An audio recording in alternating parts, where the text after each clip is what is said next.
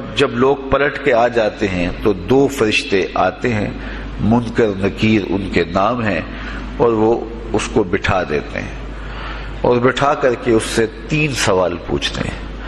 پہلا سوال یہ ہوتا ہے من ربک، تیرا رب کون ہے؟ اب کوئی مانے یا نہ مانے، رب تو سب کا اللہ ہی ہے۔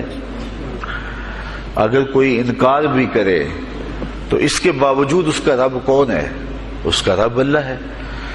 تو دنیا کے اوپر کوئی اقرار کرے یا انکار کرے، لیکن نفس الامر میں، حقیقت میں اس کا رب اللہ ہی ہے۔ یہ تو حقیقت ہے، یہ تو طے شدہ ہے۔ لیکن جو عقیدہ دنیا پہ رہا ہوگا وہی عقیدہ اس کے لہجے میں آئے گا۔ اگر اس نے عملاً، رویتاً، قولاً، فعلاً اپنے اللہ کو اپنا رب مانا، رب کہتے ہیں کسی چیز کی تربیت اس کی استعداد ذاتیہ کے مطابق کرنے والا رب کہلاتا ہے۔ تو اللہ تعالیٰ جل شانہ ہم سب کا خالق بھی ہے، مالک بھی ہے، رازق بھی ہے، اور ہماری ضروریات کا وہ کفیل بھی ہے۔ وہ ہمارا رب ہے، اور صرف ہمارا رب ہی نہیں ہے، رب العالمین ہے، پورے جہانوں کا رب ہے، پوری کائنات کا رب ہے۔ خالق بھی سب کا وہی ہے اور رب بھی سب کا وہی ہے۔ جو اسے مانتا ہے اسے بھی رزق دیتا ہے، جو نہیں مانتا تو اس کے لیے بھی رزق کے دروازے بند نہیں کرتا۔ حضرت ابراہیم علیہ السلام کی عادت یہ تھی کہ جب تک کوئی مہمان نہیں آ جاتا تھا اتنی دیر تک کھانا نہیں کھاتے تھے۔ بھوک لگتی تو کوئی مہمان ڈھونڈتے تاکہ اس کے ساتھ بیٹھ کے کھانا کھاؤ۔ کھانا جتنا بھی مرغن اور جتنا بھی جو ہے وہ پرتکلف کیوں نہ ہو، اگر مہمان کے ساتھ کھایا جائے گا تو اس کا قیامت کے دن کوئی حساب نہیں ہوگا۔ تو مہمان کے ساتھ وہ کھانا کھایا کرتے تھے۔ مہمان اللہ کی رحمت ہوتا ہے۔ اچھا، وہ ایک دن مہمان ڈھونڈنے نکلے تو ایک بوڑھا شخص ملا تو اسے اپنے ساتھ گھر میں لے آئے، بٹھایا دسترخوان پہ۔ جب کھانے کا وقت آیا تو کہا کہ اللہ کے نام سے شروع کرو۔ اس نے کہا میں تو اللہ کا نام نہیں لوں گا، میں تو بتوں کا پجاری ہوں، بتوں کو پوجنے والا ہوں۔ حضرت ابراہیم علیہ السلام نے کہا کہ تیرے ساتھ میرا تعلق کوئی کاروباری، کوئی ذاتی، کوئی اور تو ہے نہیں، میں رب کے لیے ہی تو تجھے کھلا رہا ہوں، اور اگر تو رب کا نام ہی نہیں لے گا تو پھر میرا تیرا رشتہ کیا باقی بچتا ہے؟ اس نے کہا میں چند لقموں کے لیے اپنے بتوں سے بے وفائی نہیں کر سکتا۔ وہ غالب نے کہا تھا نا کہ وفاداری بشرط استواری اصل ایمان ہے، مرے بت خانے میں تو کعبے میں گاڑو برہمن کو۔ اس نے اپنے انداز میں ایک بات کی تھی کہ وفاداری بڑی چیز ہوتی ہے، تو اس نے بتوں سے وفاداری کا بھرم رکھا۔ اس نے کہا کہ میں چند لقموں کے لیے جو ہے وہ تیرے رب کا نام لوں اور اپنے معبودان کا نام چھوڑ دوں، یہ نہیں ہو سکتا۔ آج تو لوگ چائے کی پیالی پہ دین بیچ رہے ہیں، کیا آج ممبر و محراب فروخت نہیں ہو رہے؟ لیکن اس بوڑھے شخص نے کہا کہ میں چند لقموں کے لیے، چند ٹکڑوں کے لیے میں اپنے بتوں سے بے وفائی نہیں کر سکتا۔ حضرت ابراہیم نے کہا تو اگر بتوں کے ساتھ اتنی محبت رکھتا ہے تو پھر میں بھی رب کے نام کے علاوہ تجھے دینے پہ آمادہ نہیں ہوں۔ وہ دسترخوان سے اٹھ کے چلا گیا۔ وہ چلا گیا تو جبریل امین حاضر خدمت ہوئے، رب کا سلام دیا، اے ابراہیم۔ رب سلام دیتا ہے اور فرماتا ہے تو نے آج میرا ایک بندہ ناراض کر دیا۔ یا اللہ، وہ تیرا بندہ تھا، اس کو تو تیرا نام لینا بھی گوارا نہیں تھا۔ کہا ابراہیم اس کی عمر کتنی ہوگی؟ یا اللہ 80 سال کے قریب ہوگی۔ کہا اتنا عرصہ ہو گیا میں اس کو رزق دے رہا ہوں، تو ایک دن نہیں کھلا سکا۔ اب ابراہیم علیہ السلام اس کو ڈھونڈنے نکلے ہیں۔ وہ کسی پہاڑ پہ چڑھ رہا تھا، دور سے آواز دیو میاں آ جاؤ، کھانا ٹھنڈا ہو رہا ہے۔ اس نے کہا تم تو بڑے سخت تھے، لہجے میں، رویے میں تبدیلی کیسے آ گئی؟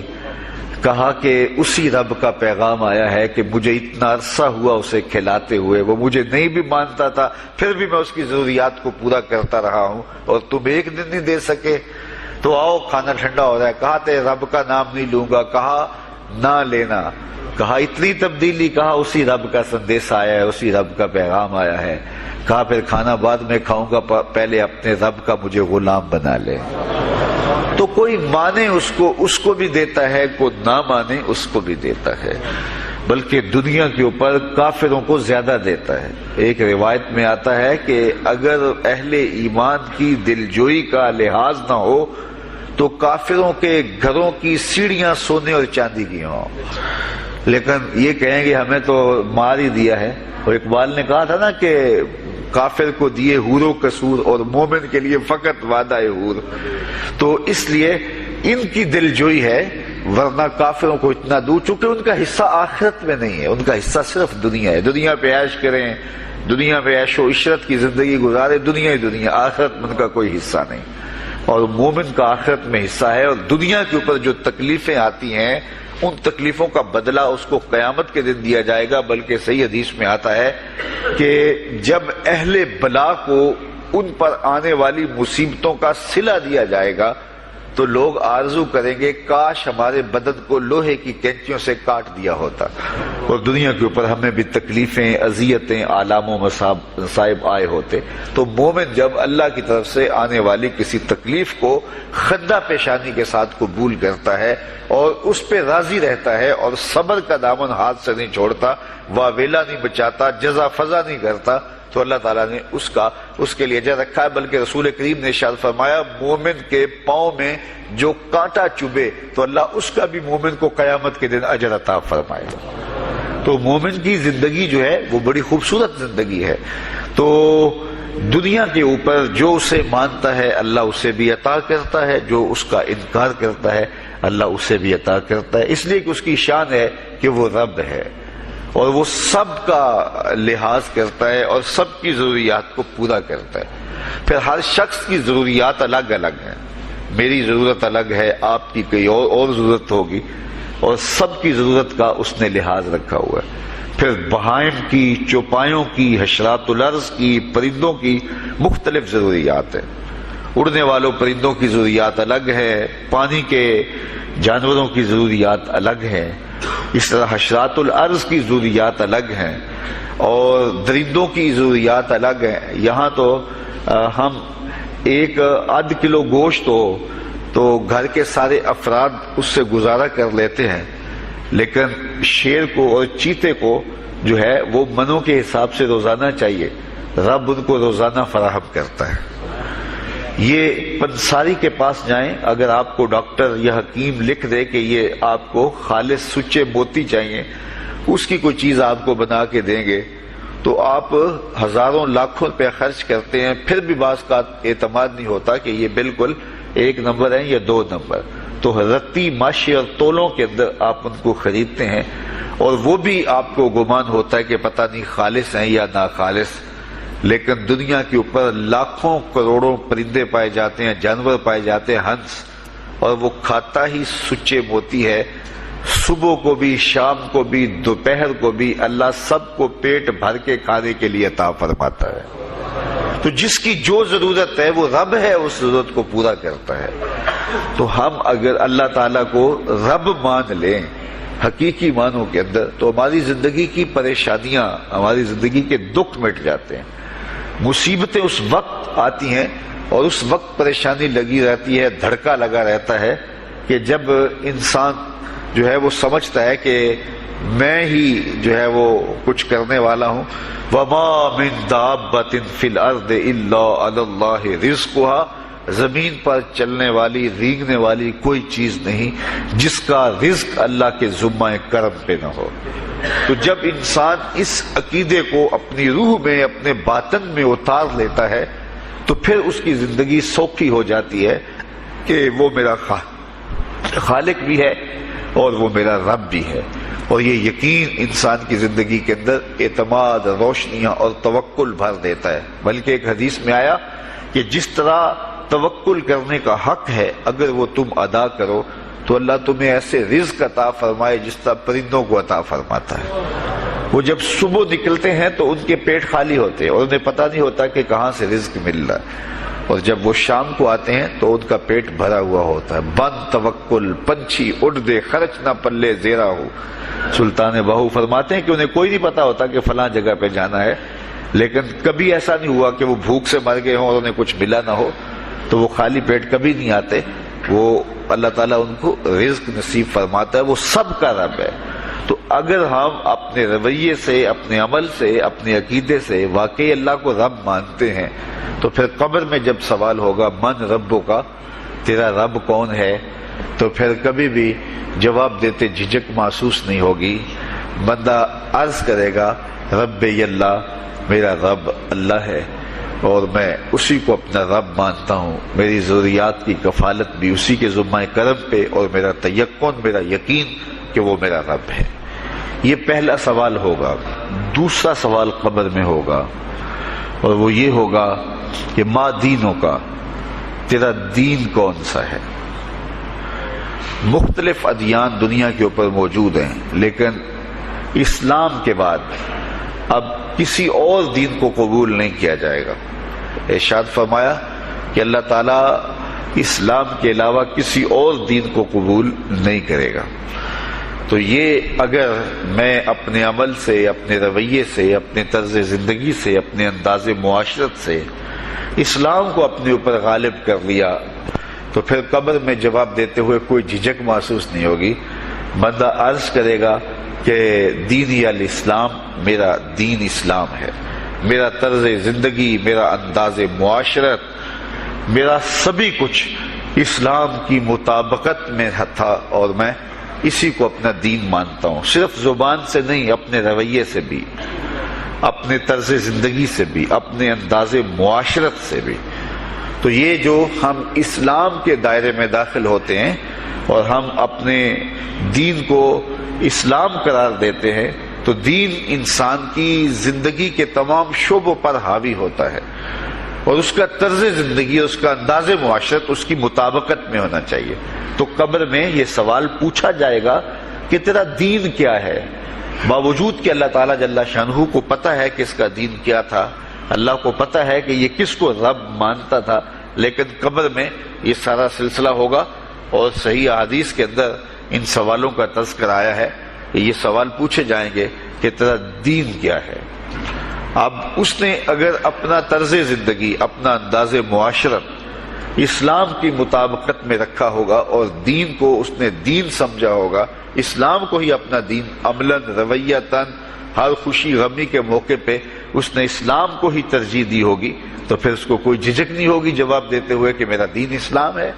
میرے شب و روز، میری زندگی کے نشیب و فراز، میری زندگی کی کا ہر گوشہ جو ہے وہ اسلام کی مطابقت میں گزرتا تھا، تو پھر وہ سیدھا سیدھا جواب دے گا دینی الاسلام۔ اس لیے ہمیں اس سوال کی تیاری بھی کرنی چاہیے کہ ہماری نجی زندگی ہو یا ہماری اجتماعی زندگی ہو، ہماری گھریلو زندگی ہو یا ہماری معاشرتی زندگی ہو، ہماری ذاتی زندگی ہو یا ہماری سیاسی زندگی ہو، ہماری جس طرح کی بھی زندگی کے جو بھی شعبہ جات ہیں، سب میں ہم دین کو غالب کریں۔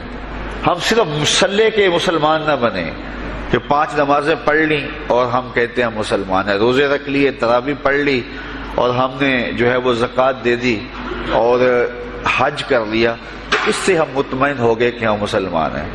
اسلام ایک مکمل اور اکمل اور کامل ضابطہ حیات ہے، اپنے ماننے والوں کو زندگی گزارنے کا پورا اسلوب اور مکمل کامل رہنمائی دیتا ہے۔ ہم نے ہمسایوں کے ساتھ سلوک کیسے کرنا ہے، یہ ہمیں اسلام بتاتا ہے۔ ہم نے بیوی کے ساتھ سلوک کیا کرنا ہے، یہ ہمیں اسلام بتاتا ہے۔ اولاد کی تربیت کیسے کرنی ہے، اسلام کی واضح تعلیمات ہیں۔ ہم نے سفر کرنا ہے تو انداز سفر کیا ہونا چاہیے، اسلام نے ہمیں بتایا۔ کاروبار کرنا ہے تو ہم جو ہے وہ کیا کاروبار کو مارکیٹ سے سیکھیں گے یا اللہ اس کے رسول سے سیکھیں گے، تو ہمیں اللہ اس کے رسول نے واضح 2 ٹوک اور سیدھے سیدھے احکام دیے ہیں کہ تم جب کاروبار کرو تو تم جو ہے وہ اس انداز کے ساتھ کاروبار کرو، کم نہیں تولنا، کم نہیں ناپنا، جھوٹی قسم نہیں کھانی، سود نہیں لینا۔ تو یہ ساری چیزیں ملاوٹ نہیں کرنا، ایک ایک چیز جو ہے وہ اسلام نے ہمیں فراہم کی ہوئی ہے۔ تو پورا دین جو ہے جب ہم اختیار کریں گے، ہمارے رویے، ہمارا طرز زندگی، ہمارا انداز معاشرت جب دین اسلام کے مطابق ہوگا تو قبر میں اس سوال کا جواب دینا ہمارے لیے کوئی مشکل نہیں ہوگا۔ اور اگر ہمارا طرز زندگی کچھ اور طرح کا ہوگا تو کیا صرف یہ کہہ دے کہ ہم مسلمان ہیں؟ یہ تو پھر ایک کافر بھی کہہ سکتا ہے کہ میرا دین اسلام ہے، ایک منافق بھی کہہ سکتا ہے کہ میرا دین اسلام ہے، لیکن ایسا نہیں ہوگا۔ جو ہماری کیفیت قلب ہوگی قبر میں اس کا جواب اس کی مطابقت میں آئے گا۔ وہاں یہ دنیا کے معاملے یا دنیا کی یادداشتیں نہیں ہوگی، وہاں کیفیت قلب کے مطابق جواب دیا جائے گا۔ یہ کافر جواب نہیں دے سکے گا کہ میرا رب اللہ ہے، کیونکہ وہ عمل سے، رویے سے اس کو اپنا رب نہیں مانتا ہے، تو حقیقتاً تو اس کا رب اللہ ہے، لیکن وہ یہ جواب نہیں دے پائے گا۔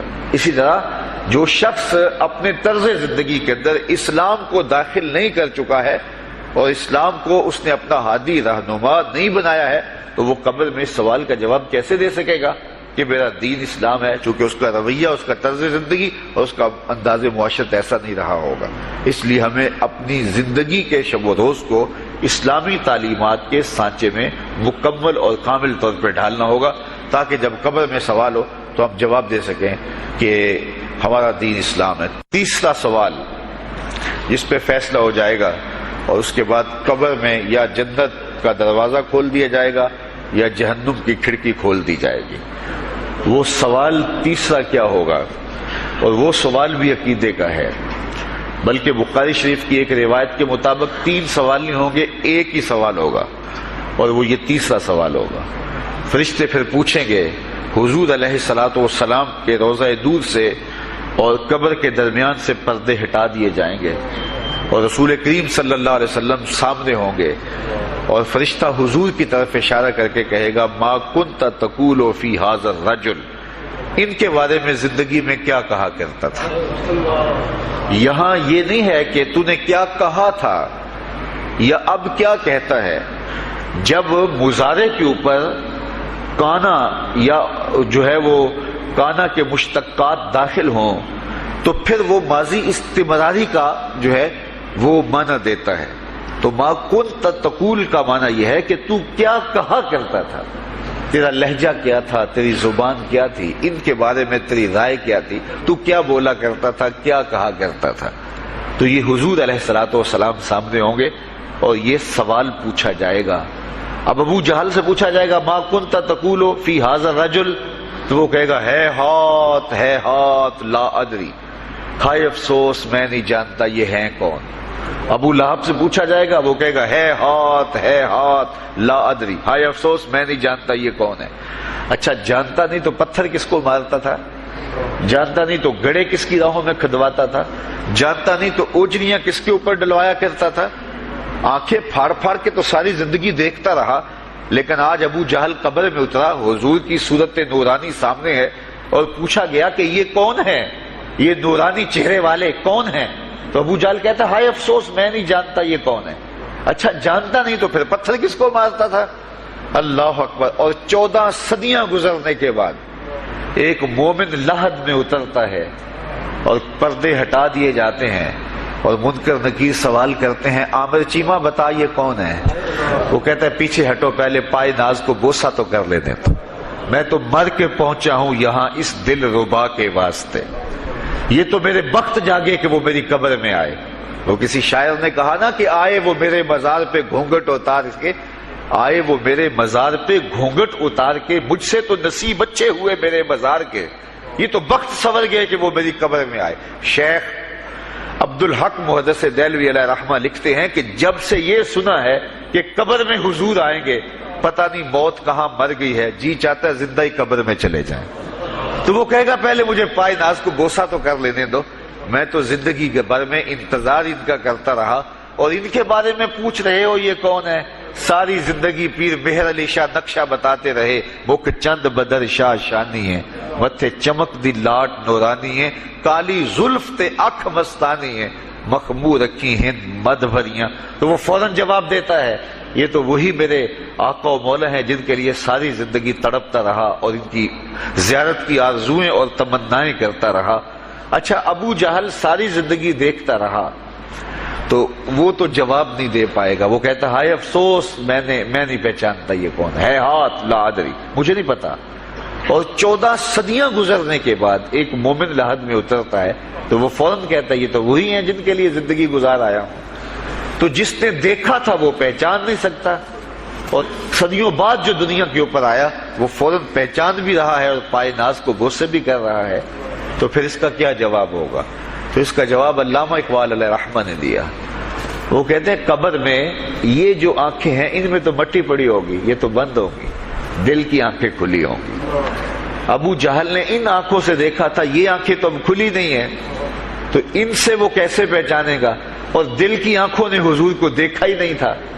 اور یہ صدیوں گزرنے کے بعد جو مومن لحد میں اترتا ہے اس کی گو ان آنکھوں نے نہیں دیکھا تھا، لیکن در دل مسلم مقام مصطفیٰ است، مومن کے دل کے ڈیرے کے اندر مومن کے دل میں حضور ہی بستے ہیں، اس لیے اس کی آنکھوں نے، دل کی آنکھوں نے حضور کو دیکھا اور پہچان لیا، اس لیے کہ دل کی آنکھوں نے حضور پہلے بھی دیکھے ہوئے تھے اور دل آرزو میں مچلتا رہا، اس لیے دل کو پہچاننے میں دیر نہیں لگی۔ تو وہاں یہ آنکھ نہیں پہچانے گی، یہ آنکھ پہچانے گی، اس لیے اقبال نے دوسرے مقام پہ کہا دل بینا بھی کر طلب خدا سے کہ آنکھ کا نور دل کا نور نہیں۔ آنکھ کا نور اور ہے، دل کا نور اور ہے۔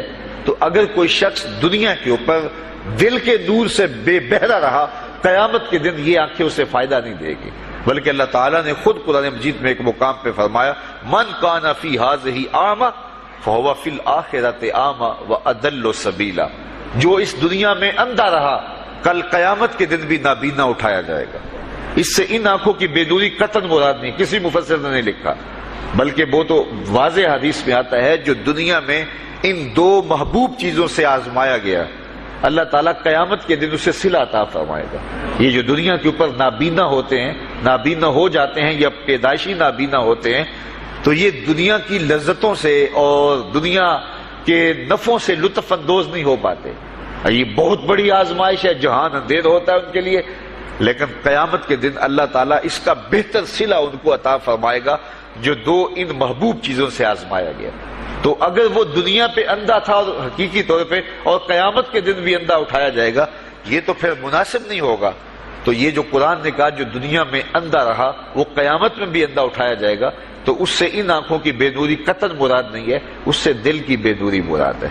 تو دل اگر بینا ہوا، دل اگر روشن ہوا، تو پھر قبر کے اندر بھی دل دے دیوے دی روشنائی جاوے وچ زمینہ، تو پھر وہ معرفت رسول کا سبب ہوگا دل کا اجالا، اور پھر حشر کے اندر بھی جو ہے وہ دل کی آنکھیں روشن ہوں گی۔ تو جس نے اپنے قلب کو نور معرفت سے، نور ایمان سے اور نور محبت سے منور نہیں کیا ہے، تو وہ قبر کے اندر، حشر کے اندر نابینا ہی اٹھایا جائے گا، اور یہ قرآن کی صریح نص ہے۔ تو اب ابو جہل نے ان آنکھوں سے دیکھا ہے، لیکن جب سوال ہوتا ہے بتاؤ یہ کون ہے، تو وہ کہتے ہیں ہے ہاتھ لا ادری، افسوس میں نہیں جانتا۔ اور صدیاں گزرنے کے بعد ایک مومن لحد میں اترتا ہے، ظاہری ملاقات بھی نہیں ہے، جب اس سے پوچھا جاتا ہے یہ کون ہے، تو وہ کہتا ہوا محمد صلی اللہ علیہ وسلم، یہ تو وہی آقا ہے جن کے لیے ساری زندگی، جن کے تذکروں کی خوشبو سونگھتا رہا ہوں، تو مجھے تو جو ہے وہ ان کے پائے ناز کو بوسہ کر لینے دو۔ تو بتاؤ اس کے دل کی آنکھوں نے حضور کی معرفت حاصل کی اور حضور کو پہچان لیا، تو دل بینا بھی کر طلب خدا سے کہ آنکھ کا نور دل کا نور نہیں۔ تو حضور علیہ الصلوۃ والسلام کے حوالے سے جب سوال ہوگا، اگر اس سوال کا جواب نہیں آیا تو پھر جہنم کی کھڑکی کھول دی جائے گی، اور اگر اس سوال کا جواب آیا تو پھر جنت کے دروازے کشادہ کر دیے جائیں گے، اور جنت کی ٹھنڈی ہوائیں اس کی قبر میں آ جائیں گی، بلکہ حدیث میں آتا اسے کہا جائے گا کہ نم کنومت العروس، ایسے سو جا جس طرح دلہن سوتی ہے۔ اور وہاں سے لے کر کے حشر تک کا سفر جو ہے اس کے لیے بہت لمبا سفر نہیں ہوگا، وہ ایسے ہوگا کہ جو ہے وہ ایک خوبرو کے گلے سے ہار گرے گا اور وہ موتی ٹوٹ کے گر جائیں گے، اور وہ اس کو چننے میں مصروف ہو جائے گا، ابھی سارے موتی چن نہیں پائے گا کہ قیامت آ جائے گی۔ یہ مومن کے لیے اللہ نے آسانی رکھی، 50,000 سال کا دن ہوگا یوم محشر، لیکن جو مومن ہوگا اس کے لیے حشر کا اتنا بڑا دن ایسے ہوگا جتنا عصر کا وقت ہوتا ہے، تو اتنے تھوڑے وقت میں اس کے لیے گزر جائے گا۔ تو یہ 3 سوال قبر میں پوچھے جانے ہیں، ہر شخص سے پوچھے جانے ہیں، مومن سے بھی پوچھے جانے ہیں اور کافر سے بھی اور منافق سے بھی